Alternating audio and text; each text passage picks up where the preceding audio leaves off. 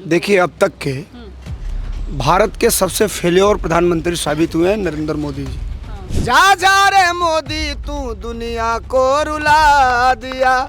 कुर्सी के पाए हिल गए हैं, उधार के पाए पे टिके हैं नरेंद्र मोदी जी।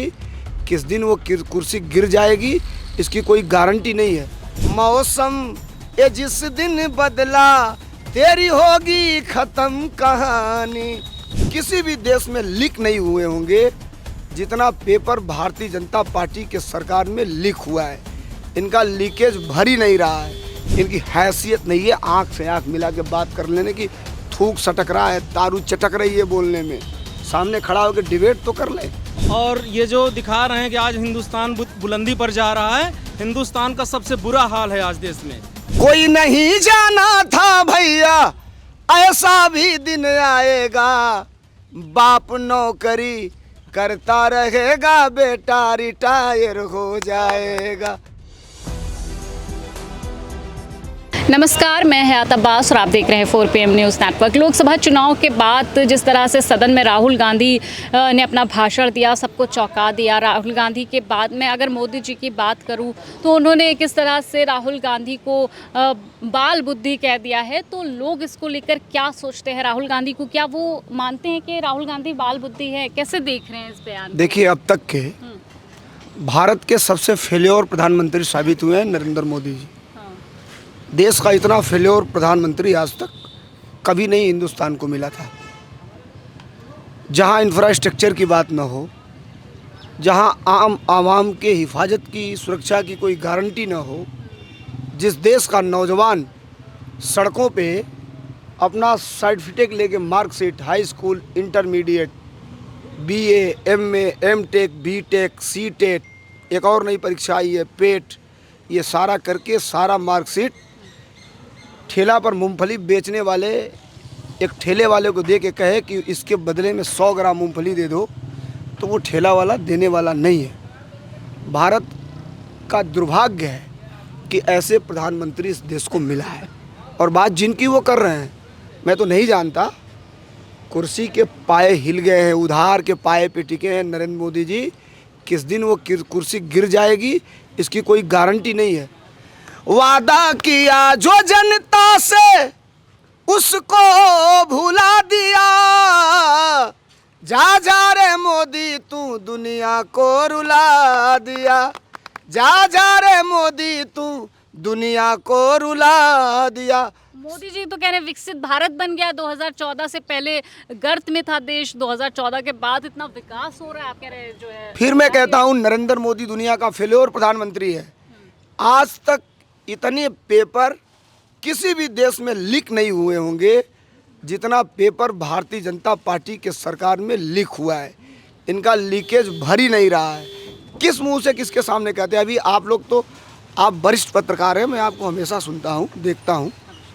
चुनाव के दौरान, पार्लियामेंट के चुनाव में प्रधानमंत्री ने कहा, भाषणों में कहा कि आपका ये प्रधान सेवक तीसरी बार कुर्सी संभालेगा तो बिजली का बिल ऐसे किए, ऐसे ऐसे आप देखे होंगे, 0। और आपको पता है तीसरी बार प्रधानमंत्री बनने के बाद कॉमर्शियल 100% और घरेलू 40% उसी दिन बढ़ा दिया। ये जो कहते हैं वो करते नहीं हैं, और ये जो हैं वो खुद दूसरे को बताते हैं। ये जो कहते हैं वो करते नहीं, लेकिन फिर भी दूसरी बार सरकार इनकी बन गई है। उसके बाद भी जब ये प्रधानमंत्री हुए उसके बाद नीट का पेपर आउट हुआ। हम लोग इलाहाबाद विश्वविद्यालय से आए हैं। अच्छा।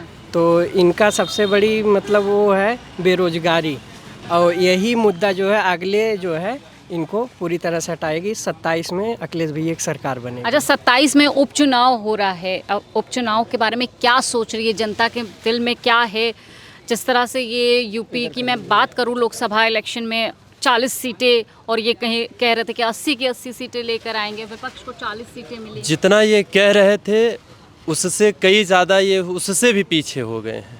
लेकिन जो सामने उपचुनाव है, उपचुनाव में फिर से ये जो है गठबंधन की सरकार, और यहाँ पर भी जो है समाजवादी पार्टी की सरकार काफ़ी ऊंचाइयों तक जाने का काम करेगी। किससे? हाँ, क्या नाम है भैया? आशीष यादव कमला, प्रमुख महासचिव सांस्कृतिक। अच्छा, बाल बुद्धि वर्सेस बैल बुद्धि, है ना? ये ट्रेंड भी कर रहा था बैल बुद्धि। किसको कैसे कैसे देखते देखिए, ये लगातार हम देख रहे हैं सोशल मीडिया के माध्यम से, एक्स पर और सभी प्लेटफॉर्म पे ये लगातार ट्रेंड कर रहा है। देखिए, ये भारतीय जनता पार्टी के नेता, ये भारतीय जनता पार्टी के लोग, ये सारे एकजुट होकर के एक गुरिल्ला वार करते हैं और सारे गुरिल्ला मिल कर के किसी भी व्यक्ति को ये अपॉइंट कर लेते हैं और उनको परेशान करना शुरू कर देते हैं। जब उनका नुकसान ईडी, सीबीआई, पुलिस, मुकदमा, बुलडोजर से नहीं कर पाते हैं तो उनको मानसिक प्रताड़ना देने के लिए तरह तरह के उनके उल्टे सीधे रील्स बनवा करके भाजपा IT सेल के द्वारा डलवाते हैं और लगातार उसको ट्रेंड पे लाते हैं, ट्विटर के माध्यम से, इन सभी चीज़ों के माध्यम से। इनका यही एक सूत्री कार्य रहा है। देखिए, जो आपने अभी ये स्लोगन दिया, एक बालक जो बचपन में लोगों ने बताया अपने परिवार से गहने चुरा के भाग गया, और एक बालक जिसने अपने परिवार के लोगों को इस देश के लिए शहीद होते हुए देखा, ये हो गई बालक। दूसरी बात आपने कहा, मैं अपने मुंह से वो नहीं कहना चाहता, उस पे आ रहा हूँ। एक आदमी जो अपना फैसला देश में किसानों के आंदोलन के बाद बदल दिया, बैक हो गया, अपना ही कहा फिर अपने ही थूक के चाटा, बैक हो गया।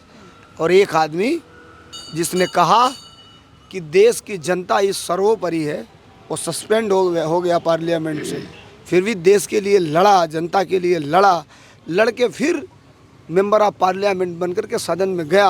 आज सामने मुट्ठी बांध के खड़ा है। उस व्यक्ति के सामने इनकी हैसियत नहीं है आँख से आँख मिला के बात कर लेने की। थूक सटक रहा है, तारू चटक रही है बोलने में, सामने खड़ा होकर डिबेट तो कर ले। ये डिफरेंस है उसमें और इनमें। क्या कहना अच्छे दिन तो आए नहीं हिंदुस्तान के, लेकिन भाजपा और नरेंद्र मोदी की सरकार के बुरे दिन आ गए हैं। और एक एक, चाहे छात्र हो, नौजवान हो, किसान हो, हर वर्ग त्रस्त है इनसे। मोदी जी तो कह रहे हैं वहाँ जाकर, विदेश जाकर वो कह रहे हैं कि जो एक गर्त में था 2014 विदेश जाकर अपनी पब्लिक सिटी लूटते हैं। और ये जो दिखा रहे हैं कि आज हिंदुस्तान बुलंदी पर जा रहा है, हिंदुस्तान का सबसे बुरा हाल है आज देश में। अच्छा, आज देखा जाए तो कहीं भी किसी भी वर्ग, कोई भी वर्ग इनसे संतुष्ट नहीं है, चाहे नौजवान हो, किसान हो। इनकी कोई परीक्षा फाइनल होती नहीं है, लीक हो जाती है क्योंकि नौकरी इनको देना नहीं है। तो बहुत सारी समस्याएं हैं, कितनी बताया जाए। क्या कहना चाहेंगे आप? जी बिल्कुल, सहमत है कि नहीं? बिल्कुल सहमत हैं जी। मोदी जी तो बड़ा वहाँ कह रहे हैं जाके कि 14 से पहले कुछ नहीं क्या था। कहेंगे, वो उनके कहने करने में कोई वो नहीं है। 14 की बात सुनिए, मैं बताऊँ। हाँ, आप बताइए। कोई नहीं जाना था भैया ऐसा भी दिन आएगा, बाप नौकरी करता रहेगा, बेटा रिटायर हो जाएगा। एक दिन हवाई जहाज में 3 लोग जा रहे थे, एक इंडिया का था, एक चीन का था, एक जापान का था। चलाइएगा आप, जहाज उड़ गई, 10 मिनट बीता, चीन वाला खड़ा हुआ, कहा हमने एक आदमी का ऑपरेशन करके किडनी चेंज कर दिया, और जो टाका लगाया उसके 10 मिनट बाद वो काम धंधा ढूंढना चालू कर दिया। अब तब तक जापान वाला खड़ा हुआ तो कहा ये कौन सी बड़ी बात है, हमने तो एक आदमी का लीवर चेंज किया, अभी टाका लगा ही रहा था तभी वो काम धंधा ढूंढना चालू कर दिया। इंडिया वाला खड़ा हुआ, कहा तुम दोनों हमसे ज़्यादा होशियार नहीं हो, तुमने किडनी चेंज किया तो काम धंधा ढूंढा, तुमने लीवर चेंज किया तो काम धंधा ढूंढा, हम लोगों ने इंडिया में केवल एक आदमी चेंज किया, और जिस दिन से चेंज किया पूरा इंडिया काम धंधा ढूंढना चालू कर दिया। ये है नरेंद्र मोदी। मोदी जी कहते 2 करोड़ रोजगार दिए हैं हमने। अब आंकड़ा उनके घर बनता है, कंप्यूटर उनके घर है, कुछ भी आप टाइप कर दो। आप हैं जो कभी कभी सच दिखा देती हैं, बाकी लोग तो बस मोदी जी की चरण वंदना करने में लगे हैं। मैं आपके 4 PM को धन्यवाद देता हूं और आपकी पूरी टीम को धन्यवाद देता हूं कि सच आप लोग दिखाते हैं, कहते हैं। आप लोगों के चलते थोड़ा लोकतंत्र जिंदा है। अगर आप लोग नहीं रहते, छोटे छोटे सोशल मीडिया नहीं रहती, तो ये हम लोगों की आज़ादी भी कहाँ, कहीं कुछ भी बोलिए, कुछ न पब्लिक में पता चलता न कुछ होता। ये सरकार कृपा पात्र की सरकार है, दया की सरकार है, और ये सरकार कुछ दिनों की मेहमान है। और याद रखिएगा आप, रावण के पास बहुत बड़ा अहंकार था, रावण से बड़ा ज्ञानी कोई नहीं था, रावण से बड़ा विद्वान कोई नहीं था। एक गलती उसकी पूरे उसके साम्राज्य को तहस नहस कर दी। तब मैं कहता हूँ तेरे हाथ में है सत्ता, सर से बहा लो पानी, मौसम ये जिस दिन बदला तेरी होगी खत्म कहानी, मौसम ये जिस दिन बदला तेरी होगी खत्म कहानी। भारत के अंदर टेक्नोलॉजी का किसी भी राजनीतिक पार्टी के पास सबसे बड़ा जानकार कोई लीडर है तो वो सौभाग्य से हम लोगों को मिला है समाजवादी पार्टी के नेता आदरणीय अखिलेश यादव के रूप में। पढ़े लिखे हैं, इनको टेक्निकली जानकारी है, इंफ्रास्ट्रक्चर की जानकारी है। साहब की डिग्रियों पे भी हमें आज भी शंका है, उसको ये क्लियर करते नहीं है और वो नई नई मनगढ़ंत कहानियाँ गढ़ते चले आ रहे हैं। नहीं, अमित शाह तो क्लियर कर चुके हैं ना। किस चीज़ की? मोदी जी कितना पढ़े हुए हैं बताया उन्होंने। नहीं, अब अमित शाह उनकी गवाही दे दें, ये से हम संतुष्ट थोड़े होने वाले हैं। हमें इस बात की संतुष्टि नहीं। अमित शाह बता दें गृह मंत्री रहे, 50 ग्राम गांजा लेकर के कोई आदमी यहाँ से हजरतगंज चौराहे तक नहीं जा पाएगा, पुलिस पकड़ लेगी। 2.5 कुंटल RDX आया पुलवामा में, उनको मालूम था कौन गाड़ी बुलेट प्रूफ नहीं है, उसी गाड़ी में आके एक गाड़ी ने टक्कर मारी, देश के 45-47 जवान मरे और नरेंद्र मोदी जी और अमित शाह जी आज तक पता नहीं लगा पाए कि वो RDX आया कहाँ से। तो वो दूसरे की डिग्री क्या पता लगाएंगे? ये फेल्योर लोग हैं। जिसका बेटा कभी हाथ में गुल्ली डंडा नहीं पकड़ा, गुल्ली डंडा वो टेपर ताकता भी है, इधर देखता है तो इधर दिखाई देता है, कभी गुल्ली डंडा नहीं पकड़ा, उसको BCCI का अध्यक्ष बना दिया। एक दिन में देखा, परिवारवाद, अरे एक दिन में देखा वो गेंद फेंक रहा था तो 2 बाल फेंका, दोनों 9 बाल जाके फेंक दिया, वो दोनों 9 बाल। और इनके भाजपा के भक्त लोग ताली बजा रहे थे। ये बीजेपी का अपना फंडा है, लेकिन खत्म हो रही है, हो रही है। हाँ, खत्म हो रही है। चलिए, तो उपचुनाव भी है नज़दीक और लोगों की राय भी जानना बहुत ज़रूरी है और इसी तरह तमाम मुद्दों पर हम चर्चा करते रहेंगे। कैमरा पर्सन सत्यनारायण के साथ मैं हयात अब्बास, 4PM न्यूज़।